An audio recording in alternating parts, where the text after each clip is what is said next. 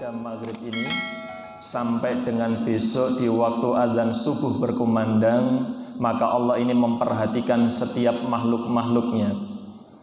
Apakah Allah setiap harinya tidak memperhatikan makhluknya, Ustaz? Setiap hari Allah memperhatikan, karena Allah la ta'khudhuhu sinatu wala naum. Allah tidak pernah ngantuk dan Allah tidak pernah tidur. Akan tetapi di malam ini khusus memang Allah banyak memberikan kuota pengampunan kalau dalam bahasa kekinian. Kalau dalam sehari-hari di luar Ramadan maka jumlahnya terbatas dan Allah turun di waktu 2/3 malam saja. Tetapi khusus malam ini mulai ba'da maghrib sampai nanti azan subuh berkumandang, maka Allah akan memperhatikan setiap hambanya. Amalan apa yang bisa dilakukan? Dulu ketika di pesantren diminta oleh Pak Yai itu disuruh memperbanyak membaca istighfar. Makanya saya titip sambil menyimak ngaji malam ini, panjenengan bisa memanfaatkan dengan memperbanyak membaca istighfar. Kemudian yang kedua, jika memang panjenengan hafal ma'asyiral muslimin, boleh membaca Sayyidul Istighfar. Sayyidul Istighfar itu kalau tadi istighfar astaghfirullahaladzim, kalau Sayyidul Istighfar Allahumma anta rabbi la ilaha illa anta khalaqtani wa ana abduka wa ana ala ahdika wa wa'dika mastata'tu a'udzu bika min syarri ma sana'tu abu'u laka bi ni'matika 'alayya wa abu'u bi dzambi faghfirli fa innahu la yaghfiru dzunuba illa anta astaghfiruka wa atubu ilaik. Intinya memperbanyak memohon ampunan kepada Allah. Dan insya Allah kalau kita sudah memperbanyak memohon ampunan kepada Allah, harapannya faqultu astaghfiru rabbakum innahu kana ghaffara. Jika kita sudah meminta ampun di dalam surat Nuh, insya Allah bahwa ketika hamba-hambanya ini sudah memohon bermunajat estu betul-betul sungguh-sungguh meminta maaf atas segala kesalahan yang diperbuat, baik itu kepada diri sendiri, orang tua, keluarga, lingkungan maupun kepada Allah dan Rasulnya, maka malam ini monggo kita sama-sama mengingatkan, memperbanyak meminta ampunan kepada Allah. Dan kalau kita sudah meminta ampunan kepada Allah, Allah akan mengampuni dosa-dosa kita. Karena Allah Maha Al-Ghaffar, Maha Pengampun. Dan Allah Maha Rahman Rahim, Maha Pengasih lagi Maha Penyayang. Dan ayat lanjutannya yursilis sama alaikum midrara. Dan jika engkau sudah mendapatkan pengampunan dariku, dari Allah, maka Allah akan turunkan hujan yang lebat. Hujan yang lebat ini maknanya bukan hujan yang sesungguhnya, tetapi hujan ini maknanya adalah rezeki. Karena hujan adalah satu-satunya yang rezeki yang turun dari langit. Makanya dimaknai ini adalah rezeki yang kemudian akan Allah hadirkan pertolongan dari pintu yang tidak diduga-duga, dari segala kesulitan yang saat ini sedang dirasakan, yang sedang dialami, maka kuncinya adalah dengan memperbanyak membaca istighfar. Insya Allah dengan kita meminta ampun, Allah mengampuni dosa-dosa kita. Bahasa yang paling mudah, kalau Allah sudah mengampuni, apa sih yang kita minta yang gak dikasih oleh Allah nantinya? Tentunya yang akan diberikan oleh Allah adalah sesuai dengan apa yang kita butuhkan, bukan apa yang kita inginkan. Oleh karena itu satu istighfar. Yang kedua, ma'asyiral muslimin, sebelum kita ke kitab fikih lanjutan dari ngaji minggu yang lalu, yakni dulu ketika di pesantren diminta untuk memperbanyak membaca Al-Quran. Dalam hati insya Allah senang saya itu ketika ba'da maghrib sampai isya kadang ada 2 orang 3 orang membaca Al-Quran di masjid ini. Subhanallah. Insya Allah beliau-beliau yang seperti ini akan senantiasa menjaga kemakmuran masjid ini. Dan berkah barokahnya akan melimpah ke lingkungan sekitar masjid ini. Perumahan Wisma Kencana Indah ataupun warga Kapling insya Allah akan dapat barokahnya.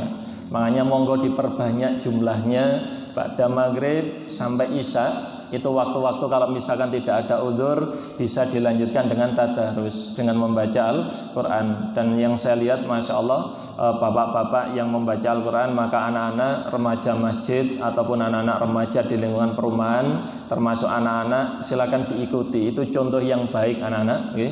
Silakan diikuti banyak membaca Al-Quran, apalagi di malam nisfu Sya'ban. Hingga akhirnya beberapa ulama itu kemudian kalau tidak memungkinkan menghatamkan Al-Quran di malam nisfu Sya'ban, maka penggantinya membaca surah Yasin. Jadi kalau ada yang mengatakan membaca Yasin di malam nisfu Sya'ban tidak ada dasarnya, ngapunten, ada sudut pandang yang tidak pas. Intinya sebenarnya membaca Al-Quran, dan membaca Al-Quran itu bebas, tidak harus di malam nisfu Sya'ban. Tapi karena malam ini berdasarkan hadis tadi Allah melihat setiap hambanya dan Allah akan menurunkan pengampunannya, maka kita raih dengan memperbanyak membaca Al-Quran. Tidak kuat menghatamkan Yasin. Dan beberapa musola tadi yang saya lewati ada yang membaca sampai 3 kali. Dan itu sunnah Rasul saja, 3 kali, 4 kali, 5 kali, 7 kali, monggo. 1 kali pun juga tidak apa-apa. Dan kalau surah Yasin tidak memungkinkan, Ustadz bagaimana? Bisa diringkas lagi dengan membaca surat Al-Fatihah. Seikhlas panjenengan, senyaman panjenengan baca Al-Fatihah.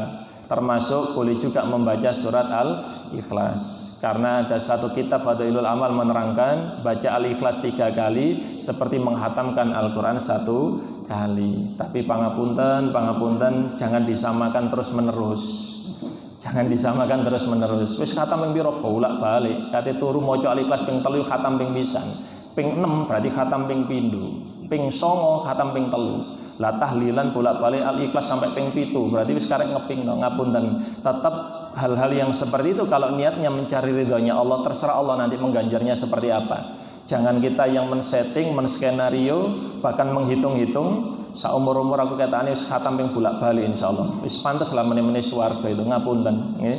Jadi tetap amalan-amalan tetap kita upayakan, kita usahakan nggih. Dan kemudian yang tentu bisa dilakukan juga selain istighfar membaca Al-Quran adalah kemudian panjenengan menyambung silaturahim. Karena insya Allah semua dosa akan diampuni malam ini. Kuota pengampunan itu sangat besar di malam ini, kecuali 2 dosa yang tidak akan mendapatkan pengampunan. 1, au musyrik, orang-orang yang musyrik atau syirik. Syirik ini jangan hanya dimaknai ma'asyiral muslimin keluar Islam, mlebu Kristen, Hindu, Buddha, Konghucu, mboten. Tidak hanya sebatas itu. Ketika kita mengkhawatirkan sesuatu yang besok akan terjadi, ketika kita mengkhawatirkan besok bisa makan apa, pangapunten, ini bentuk kesyirikan ini. Karena apa? Rezeki itu sudah dijamin oleh Allah, kok kita mengkhawatirkan? Berarti kita meragukan apa yang sudah menjadi ketetapannya Allah. Maka kalimat yang pantas yang ditempelkan pada orang yang kemudian tidak percaya dengan rezekinya Allah, tidak percaya dengan ketentuannya Allah, kehendaknya Allah, maka dia bisa bil makna kafir. Makanya kafir ini karena menyekutukan Allah, musyrik, kita berupaya keluar Islam, insya Allah kita tidak sampai, naudzubillah lah kalau sampai keluar Islam. Tapi kadang perkara hati kita itu kadang mudah keluar dari Islam. Termasuk kadang kita itu nyon sewu berobat, nek gak nang dokter iku gak waras. Ini sirik-sirik kecil. Untung digawa nang dokter iku mang, kok gak digawa nang dokter kono iku mang wis mati antarane wong iku mang. Ini sirik kecil. Sirik kecil yang lain orang tua kepada anak. Contoh kalimatnya, karena saya pendidik. Le sinawa sik awakmu iki meneh-meneh dadi wong pinter, wong hebat, wong sukses, sik dadi manajer, sik dadi wong sugih, sik dadi dokter, insinyur, profesor. Ini syirik kecil ma'asyiral muslimin. Kenapa? Karena ketika kita berucap seperti itu, kita ini sedang lupa yang mentakdir anak-anak kita besok jadi apa itu hak sebenarnya adalah Allah. Orang tua tugasnya hanya mengingatkan, le sinawa muga-muga awakmu meneh-meneh dadi dokter. Ini baru baik. Karena kita hanya punya hak, kalimat itu hanya doa, hanya harapan, bukan kepastian. Sinawa sik pinter, sik sukses, terus Allah terus gak kanggo mosokan. Ya mboten Ustaz, tidak ada niatan ke sana, tapi minimal dari kata itu menjadi sebuah doa. Maka doa yang sesungguhnya bukan memastikan tapi berharap. Al-lisanu biqauli doa, ucapan itu adalah doa. Maka doa yang terbaik itu adalah harapan, bukan memastikan. Wis talah nek ngene iki mesti beres, gawe rumus iki mesti bener. Allahnya nanti tidak hadir, masyaallah muslimin. Makanya saya mengingatkan di malam ini, monggo sesuai dengan kemantapan hatinya masing-masing. Satu, istighfar perbanyak. Kemudian yang kedua, memperbanyak membaca Al-Quran. Gak koper maca Quran nggih Yasin. Gak koper Yasin 3 kali 1 kali. Yasin 1 kali gak koper Al-Fatihah. Al-Fatihah gak koper Al-Ikhlas. Al-Ikhlas gak koper pangampunten, ayo disolati bareng-bareng mawon. Maca Al-Fatihah Al-Ikhlas gak koper 1 kali, 2 kali, 3 kali, masa tidak sempatkan. Apalagi yang sudah punya kebiasaan menjelang tidur membaca doa Bismikallahumma ahya wa bismika amut. Tambahkan ayat kursi, tambahkan surat Al-Baqarah yang terakhir, lillahi ma fis sama itu, kemudian tambahkan juga Al-Ikhlas, Al-Falaq, kemudian surat An-Nas. Untuk ayat kursi, masyarul muslimin kok kuat ta Ustaz? Nggih, sik enten peningkatan. Sik mboten sami kali Michael. Amalane Michael badhe tilem kan wis minimal bismika wa amut ngoten mawon nggih.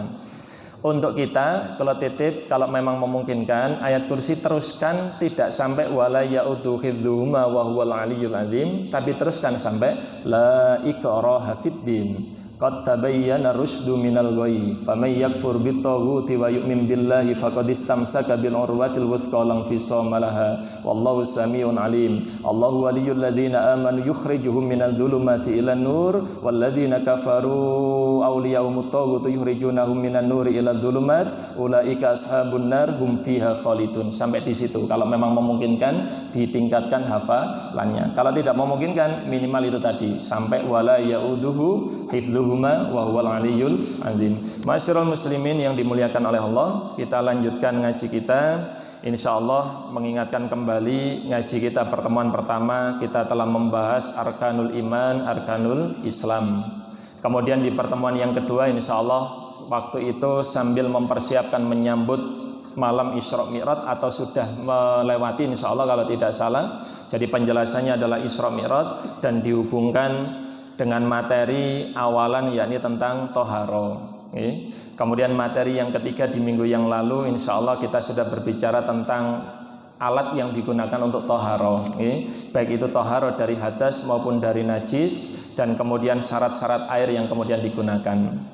Diingat, mudah-mudahan manfaat barokah. Dan titipan insya Allah nanti di akhir ngaji ada kesempatan saya berikan pertanyaan. Tadi di WA sama Pak Syukur, ada kesempatan berikan jamaah pertanyaan 3 Ustaz. Selain panjenengan tanya ke saya, nanti saya juga memberikan pertanyaan yang bisa menjawab. Ada door prize nggih. Napa door prize napa Pak? Enten nggih. Umroh niki. Amin nggih. Umroh ketemu datang Masjidil Haram nggih. Monggo gratis tapi nggih ketemuan ten mriku ya. Perkara naik pesawat, paspornya nggih diurus sendiri, tapi nanti kalau sudah di depan Masjidil Haram nanti baru ketemu nggih. Dan ditenane nek wong Indonesia insyaallah masih ingat adalah kamar mandi, toilet nggih, bukan di pintu utamanya karena kesulitan kita membahasakan bahasa Arabnya.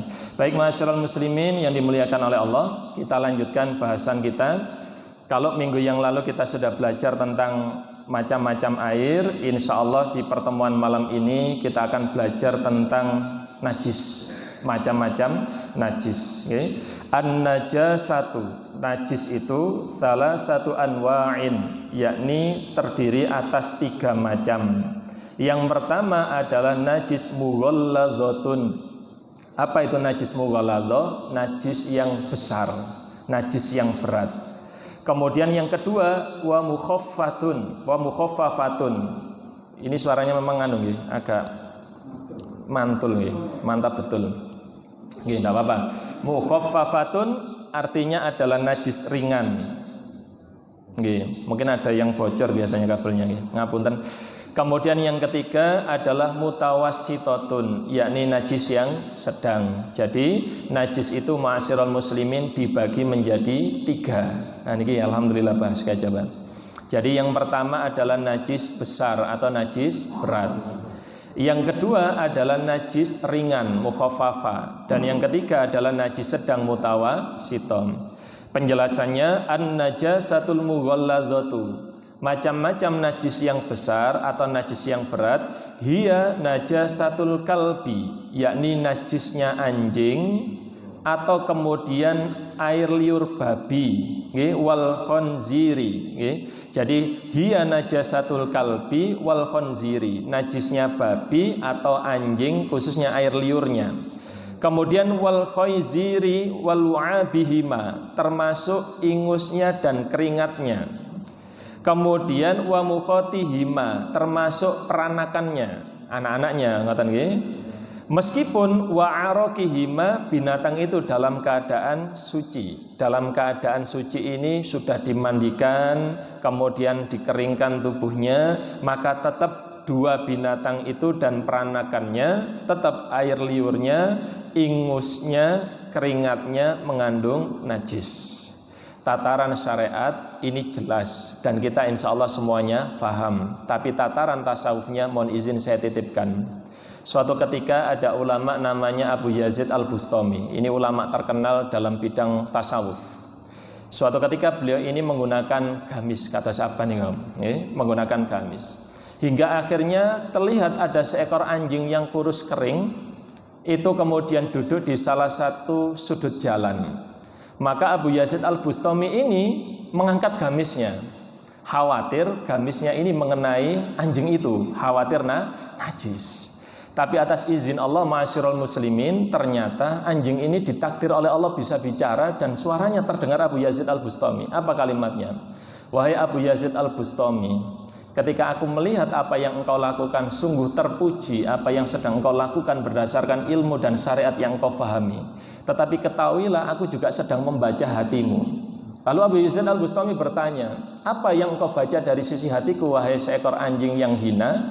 Ketahuilah, jika memang bajumu terkena najisku, engkau cukup menyiramkannya dengan 7 kali basuhan dan salah satunya dengan tanah. Tapi jika hatimu yang terkena najisnya, maka ketahuilah 7 samudra tidak akan bisa membersihkan kecuali engkau merasa sama dengan diriku dan engkau tidak merasa lebih baik dibanding aku yang hina. Hati-hati, ngapunten. Syariatnya memang kita harus berjaga-jaga.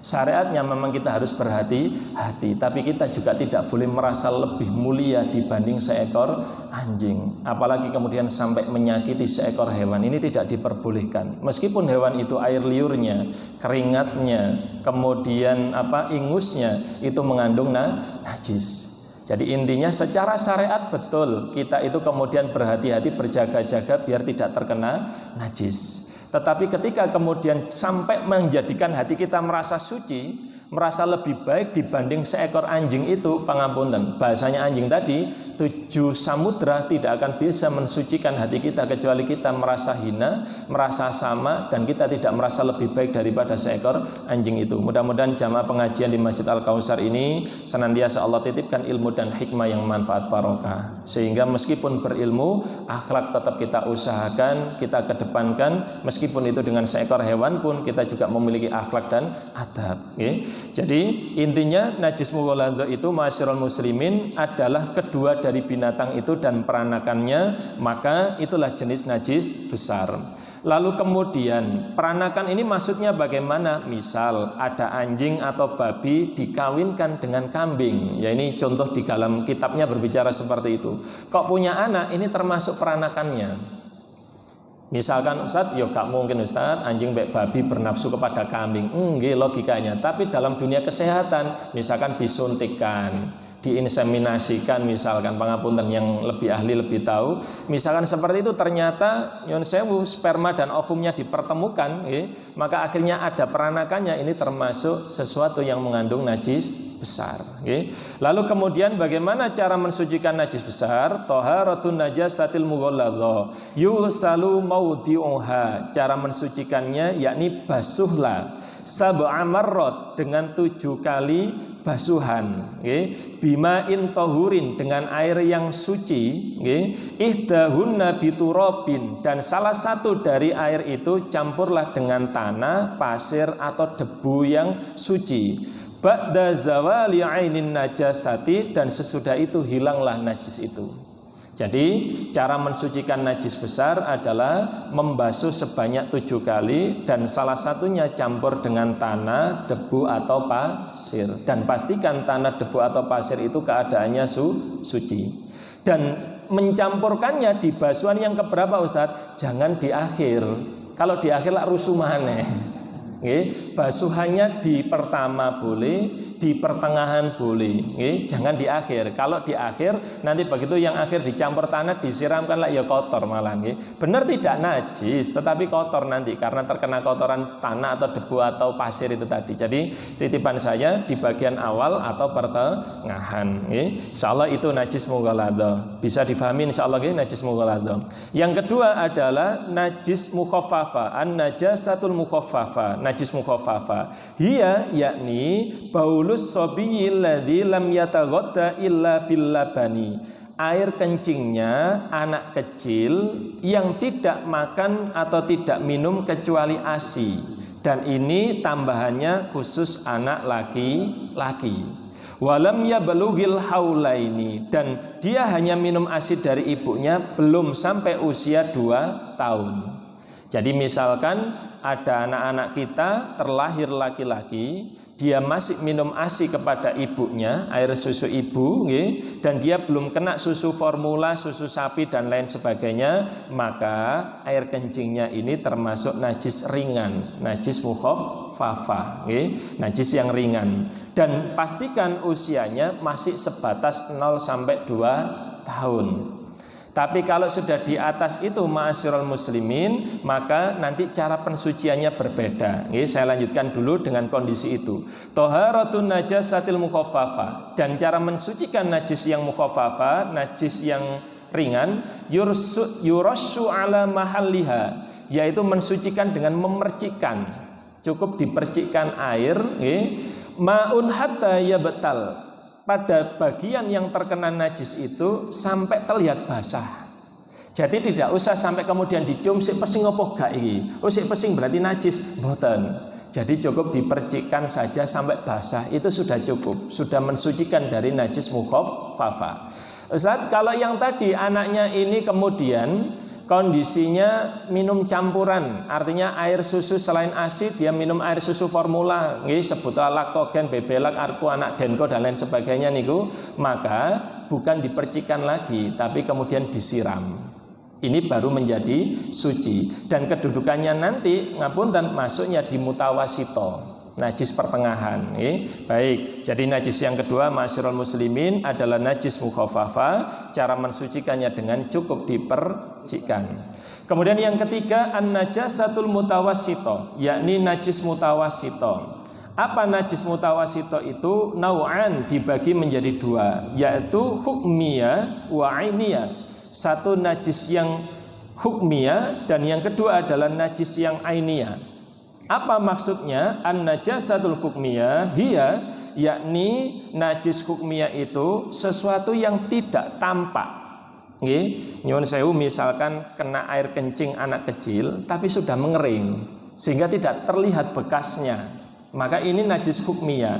Tidak tampak, tidak ada warna, tidak ada bau, tidak ada rasa. Sebagaimana kencingnya anak kecil kalau sudah mengering, maka kemudian dia tidak terlihat lagi. Maka yang seperti itu ma'asyiral muslimin, thaharatun najasatil hukmiyah, cara mensucikannya adalah membasuh air cukup 1 kali saja. Tathuru bi ghusliha bil ma'i walau marratan wahidah.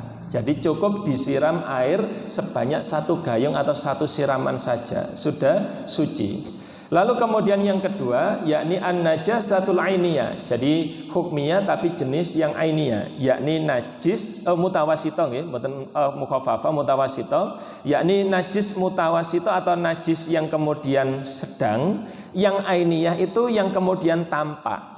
Jadi tampak warnanya, tampak baunya, tampak wujudnya. Maka yang seperti ini, misalkan ya tadi kencingnya anak yang baru basah terlihat, kemudian kotoran manusia, termasuk sesuatu yang kemudian air yang memabukkan tumpah di baju kita misalkan, itu termasuk najis mutawassito ainiyah. Termasuk nyun sewu air madhi, air wadi. Perso nggih, air mani, madi, wadi. Bedanya perso nggih. Kalau air mani ini sebagaimana anak-anak yang sudah usia balik mengeluarkan sperma.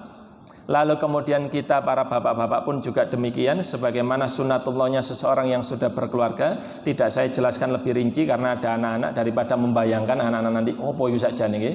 Jadi cukup sebatas itu. Kemudian ada air madhi, ada air wadi. Kalau air madhi ini yang nyun sewu, cairan yang keluar sebelum sperma. Jadi warnanya agak bening, agak putih. Kalau sperma itu agak kental seperti santan. Kalau kemudian kalau air wadi ini air yang keluar sesudah ketika kita pipis.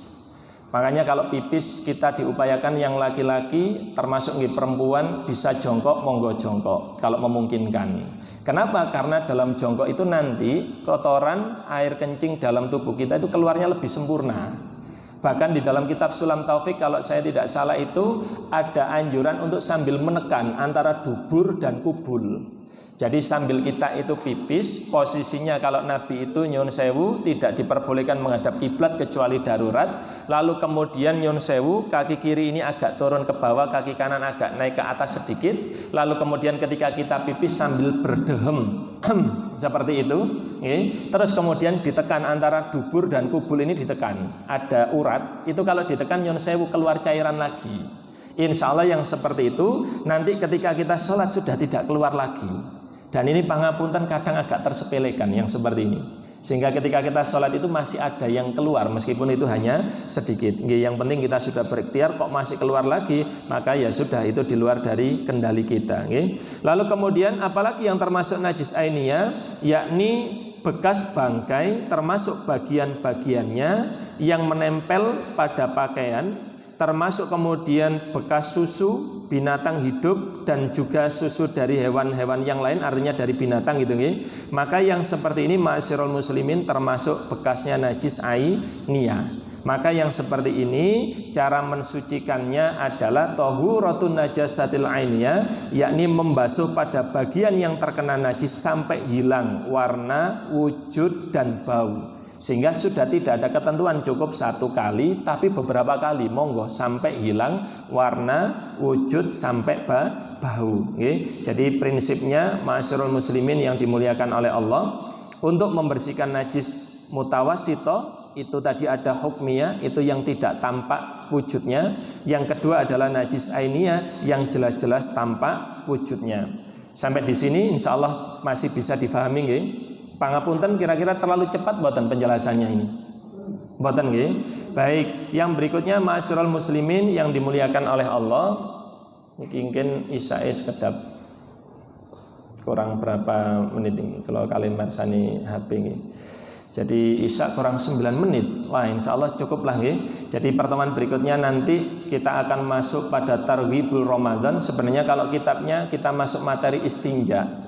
Tetapi karena sudah mendekati bulan Ramadan, insya Allah pertemuan berikutnya di hari Ahad pertama di bulan April, insya Allah nanti kita belajar tentang Targhibul Ramadan, persiapan menyambut bulan suci Ramadan. Intinya kita mempersiapkan itu dalam arti niatnya, pengetahuannya, kemudian sampai fikih tata cara puasanya, hal-hal yang membatalkan puasa, membatalkan pahala puasa. Nanti terus berjalan, insya Allah nanti akan saya susun kurikulumnya, pangapunten karena saya guru, sampai nanti akhir Ramadan insya Allah pas. Jadi nanti mendekati hari raya, materinya nanti insya Allah seputar sholat Idul Fitri, seputar puasa sunnah Syawal, seputar zakat fitrah, zakat mal dan lain sebagainya. Insya Allah minggu yang lalu sudah disampaikan pihak takmir dan sudah mulai saya susun meskipun belum selesai, sehingga nanti akan saya bagi. Mudah-mudahan yang paling terpenting ma'asyiral muslimin, kita semuanya tetap istiqomah dalam mencari ilmu, dan semoga dengan keistiqomahan ini Allah titipkan kesehatan, kemuliaan, keberkahan kepada kita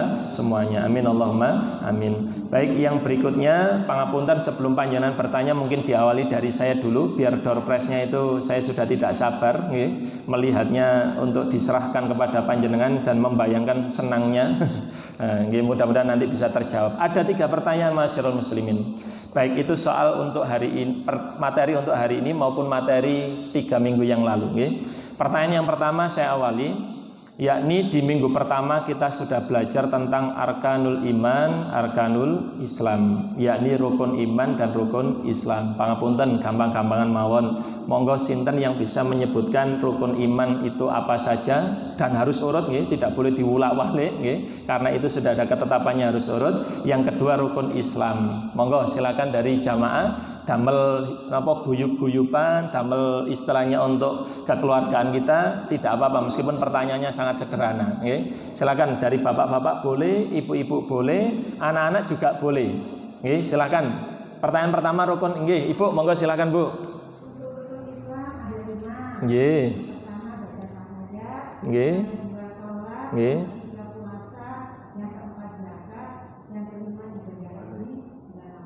Sebentar, bagaimana hadirin para juri? Ada yang kurang pas ibu, coba diulangi lagi bu.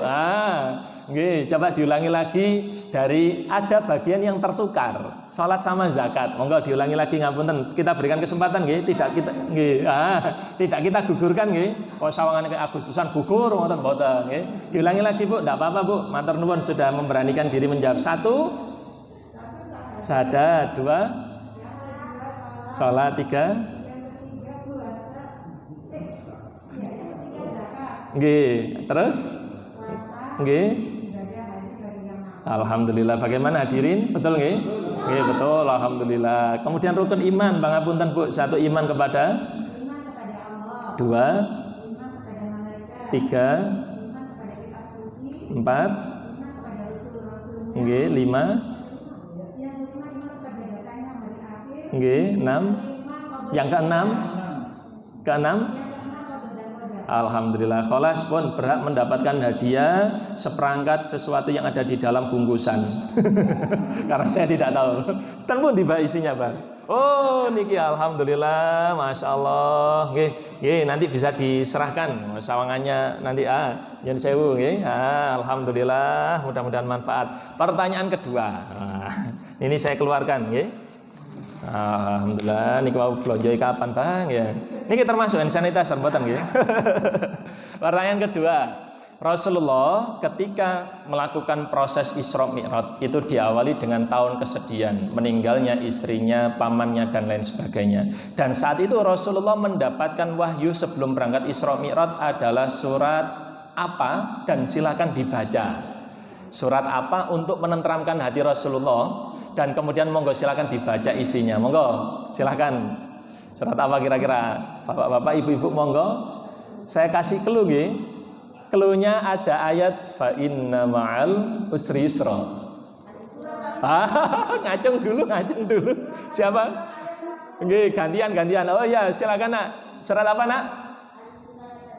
Al-Insyirah. Tidak hanya ayat 1 semuanya. Coba dibaca sayang. Mulai dari pertama ta'awud dulu. Ta'awud itu audzuna, audzu. Wis mari audzu niki terus.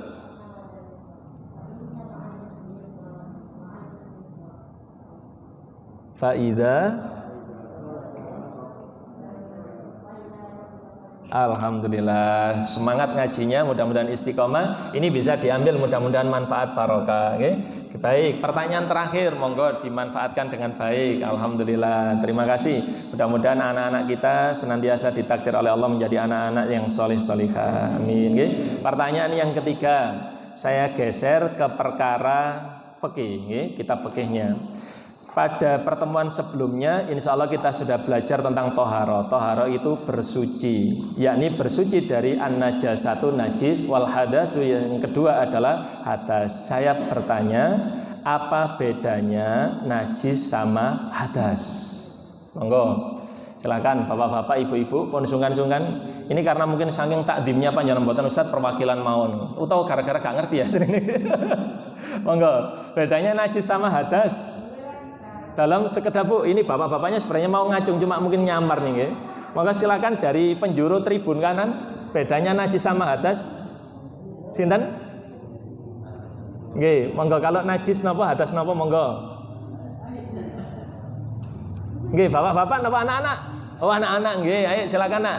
Najis itu apa sayang? Hadas, hadas dari sendiri. Najis dari luar, hadas dari diri sendiri. Baik, kita sempurnakan. Kalau najis, segala kotoran yang dari luar menempel baik ke tubuh, pakaian atau tempat ibadah kita, maka itu namanya najis. Kalau hadas, sesuatu yang keluar dari tubuh kita, baik itu dari kubul maupun dubur, hanya dari dua lubang itu. Kalau keringat boten, keluar keringat tidak berhadas. Kalau keluar keringat berhadas lah ya gak koper wudu.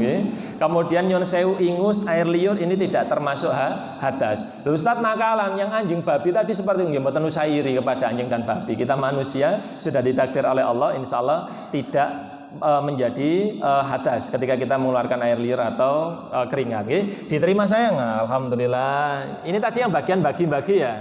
Oh iya, barokahnya bagi ini akhirnya dapat rezeki. Nah, ini jelas bapak ibunya seneng, alhamdulillah anakku leleh pinter. Baik bapak ibu, silahkan kalau ada yang mau disampaikan. Kita masih ada waktu sekitar 2 menit ini, ngapunten. Ada pertanyaan? Nggih, monggo Pak. Nggih. Assalamualaikum warahmatullahi wabarakatuh. Kaitannya dengan hewan berbulu. Hewan? Ini kan ada katakanlah anjing. Oh nggih. Ini kan dia menggigit dengan air liurnya. Ini kira-kira cara membersihkannya bagaimana? Misalkan kita memiliki hewan pemburu ngoten nggih. Nggih. Yang kedua, karena kami di pelabuhan. Nggih. Kaitannya dengan anjing pelacak.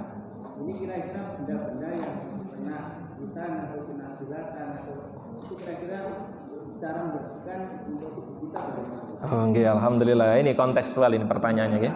Nggih, karena aktivitasnya sehari-hari bersinggungan dengan anjing ngoten nggih.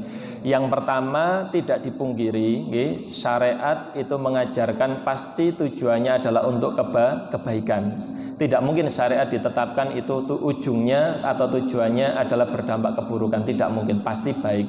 Maka anjing dalam hal ini, ketika anjing ini dimaknai sebagai hewan yang membawa najis besar, maka cara mensucikannya bagaimana?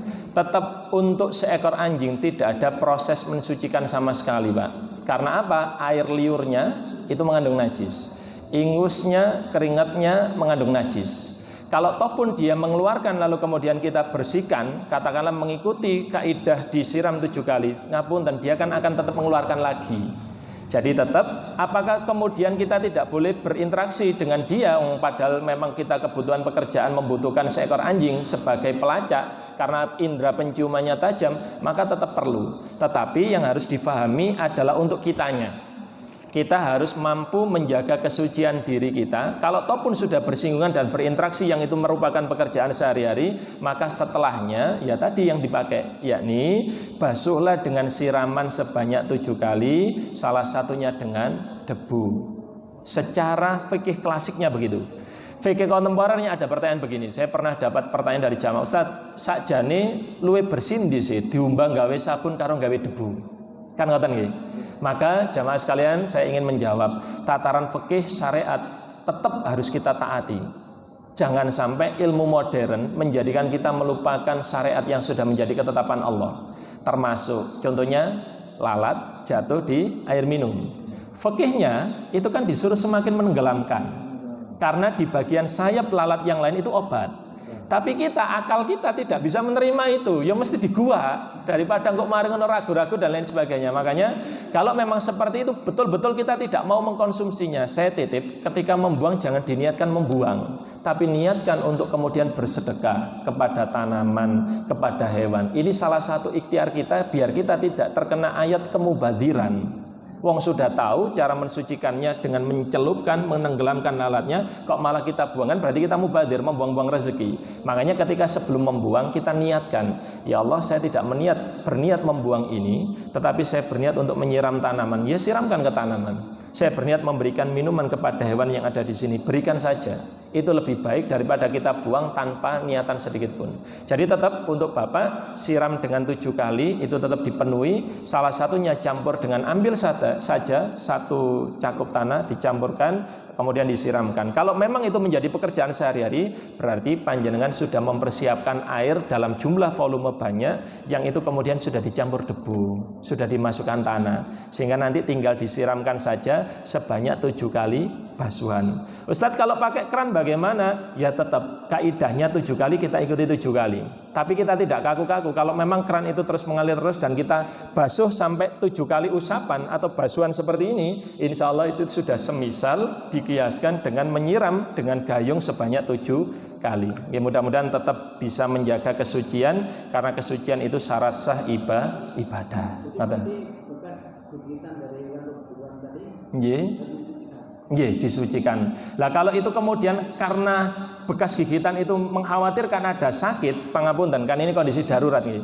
Luka itu kalau terkena air itu kan kadang dikhawatirkan tetanus misalkan ngoten nggih. Maka yang seperti itu, ambil air lalu kemudian tuangkan ke tisu atau ke kain yang basah, usapkan. Khawatir kalau itu tidak boleh terkena langsung, perbannya tidak apa-apa. Ini bisa dikiaskan sebagaimana kita wudhu tapi pakai sepatu. Panjenengan kalau pernah tahu penjelasannya, maka berwudu dengan kondisi kita pakai sepatu. Ketika sebelum kita pakai sepatu itu kita suci, kemudian kita pakai sepatu. Nanti kalau mau wudu lagi tanpa lepas sepatu itu masih ada yang memperbolehkan. Cukup diusap bagian atas sepatu. Ini kaidahnya sama. Jadi ambil di tisu, basah gitu, diusapkan sebanyak 7 kali. Terus tanah atau debunya bagaimana? Usapkan. Debu itu kan kadang tidak bisa wujud dengan terlihat sempurna. Anggap saja ambil dari bagian dinding, sebagaimana kita yakin tayamum, diusapkan. Lalu kemudian tisu. Nah ini kontemporer nih. Ini untuk fikih klasik tidak ditemukan yang seperti ini. Tapi untuk yang kekinian, kemodernan, insya Allah itu penjelasannya banyak di kitabnya Yusuf Al-Qardawi, fikih kontemporer itu. Diusap, salah satunya dengan debu, kemudian diusap dengan tisu yang basah atau kain yang basah sebanyak 7 kali usapan. Ini khusus kalau luka kita tidak boleh langsung terkena air. Kalau boleh langsung terkena air, dia langsung mawon dibasuh dengan 7 kali basuhan. Ada lagi jamaah atau sampun? Nggih, Pak, monggo, Pak. Nyambung dengan ini tadi. Nggih. Karena profesi saya ini kan dokter hewan. Alhamdulillah. Praktek itu kan ya tidak bisa menampik kalau misalnya datang ke klinik itu ada anjing. Betul. Nah, pertanyaan saya, apakah bisa dijamak itu? Salatnya? Bukan. Oh, bersucinya. Jadi misalnya ya, ketika itu ada 3 pasien anjing. Nggih. Nah, tentunya sisan gitu loh. Dulu kita waktu muda sisan ikut kok apa-apa. Nggih. Itu namanya bolak-balik. Nggih, ngeten. Jadi prinsip taharah niki, Mbah, pangapunten, adalah prinsip sebenarnya ketika kita mau beribadah. Jadi ketika kita mau beribadah, syarat sahnya itu kan selain kita Islam balik berakal itu kan harus suci dari hadas, dari najis. Maka ya sebelum ibadahnya tidak apa-apa, Pak. Jadi misalkan pagi kok ada pasien 3 ekor anjing, tidak usah langsung bersuci terus. Setiap 1 ekor anjing bersuci, 1 ekor anjing bersuci. Jadi tidak perlu, nanti saja menjelang panjenengan sholat zuhur, maka kemudian silakan itu disucikan sebagaimana tata cara tadi. Jadi kalau bahasanya jenengan tadi bersucinya dijamak, ini istilah baru ini, menjamak bersuci. Biasanya menjamak kan sholat, ini menjamak bersuci. Jadi bukan niatan menjamak bersuci, 1 kali bersuci itu artinya untuk membersihkan dari najis itu, maka itu sudah mewakili dari sekian najis yang menempel tadi. Jadi tidak perlu sebagaimana baju kotor ada di lengan, ada di bagian celana misalkan, maka ya cukup 1 kali, tidak perlu dicuci sebanyak najis yang ada di situ, kan tidak perlu. Kaidahnya seperti itu. Terakhir mungkin monggo dari Bapak. Terima kasih. Saya akan bertanya mengenai air suci yang mensucikan. Air yang suci seperti yang dicontohkan kemarin dari Pak, bahwa sumur yang ada gula terus jatuh sehingga airnya berubah warna dan berbau. Nah, ini kebalikannya. Air sumur yang berbau dan berwarna tanpa kejatuhan gula. Tanpa. Baunya agak banger. Terus warnanya agak coklat. Dengan kita menggunakan tawas dan kapuri, sehingga bening air tersebut menjadi berubah menjadi jernih dan baunya berbau kaporit dan tawas. Apakah itu bisa untuk kita gunakan untuk wudhu? Baik, ini pertanyaan yang bagus. Alhamdulillah semakin berkembang pertanyaannya dan semakin kontekstual. Artinya kontekstual itu sesuai dengan kehidupan kita sehari-hari. Baik, di pertemuan minggu yang lalu, insya Allah ketika ada sumur kejatuhan gula, tentunya dengan volume yang sangat banyak, sehingga berubah warna, rasa, dan bau. Maka air yang seperti ini berubah kedudukannya menjadi tidak mensucikan, meskipun itu air suci. Dan sekarang kebalikannya, kondisi air ini kotor, keruh, berbau, berwarna, lalu kemudian kita berikhtiar menggunakan tawas, menggunakan kaporit, sehingga air itu menjadi suci kembali. Sampai kemudian air ini berubah warna, mungkin menjadi jernih, begitu nggih. Sampai kemudian juga berubah bau. Maka ma'asyiral muslimin yang dimuliakan oleh Allah, ketetapan kaidah yang kedua ini tadi adalah hampir sebagian besar ikhtiar manusia. Artinya itu adalah ikhtiar untuk menuju kesucian air itu, menuju bersihnya secara wujud, secara warna, secara bau. Artinya kita tidak mengharapkan ada bau kaporit kan? Harapannya adalah air itu berubah menjadi bersih, begitu saja. Maka kaidah yang kedua ini justru ini malah dibenarkan karena usaha ikhtiar menuju bersihnya air.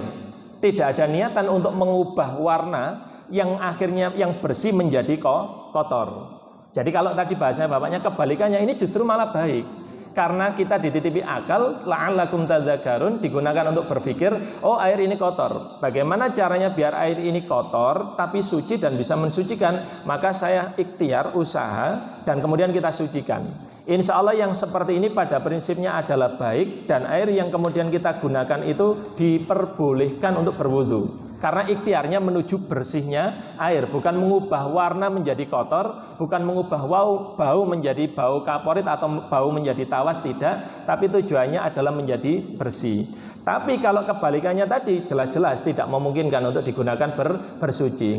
Saya kira insya Allah itu pangapunten, mudah-mudahan menjawab. Dan selamat menikmati ilmu yang didapat untuk menjadi buah amal, sehingga menjadi ilmu yang manfaat, ilmu yang barokah, hingga akhirnya kita menjadi mulia atas sebab ilmu, atas izin Allah Subhanahu wa taala. Allahumma shalli ala Muhammad wa ala ali sayyidina Muhammad walhamdulillahi rabbil alamin. Allahumma inna nas'aluka nafsan bika mutmainnah tu'min biliqaika wa tarda biqadaika. Allahumma barik lana fi Sya'ban wa ballighna Ramadan, ighfir lana dzunubana. Allahumma arham ummata sayyidina Muhammad wa la tu'adzibun. Allahumma arham ummata seluruh jamaah majelis ilmu Masjid Al-Kautsar wa la tu'adzibun, dan jauhkanlah dari balak musibahnya. Allahumma rabbana atina fid dunya hasanah wa fil akhirati hasanah wa qina adzabannar. Sallallahu alaihi sayyidina Muhammad alhamdulillahi rabbil alamin. Al-Fatihah. Istighfar 9 kali dalam hati. Astagfirullahaladzim. Doa kafaratul majlis. Subhanakallahumma wa bihamdika asyhadu an la ilaha illa anta astaghfiruka wa atubu ilaik. Bertemu lagi minggu depan, mudah-mudahan dalam keadaan sehat, penuh keimanan dan keislaman. Assalamualaikum warahmatullahi wabarakatuh.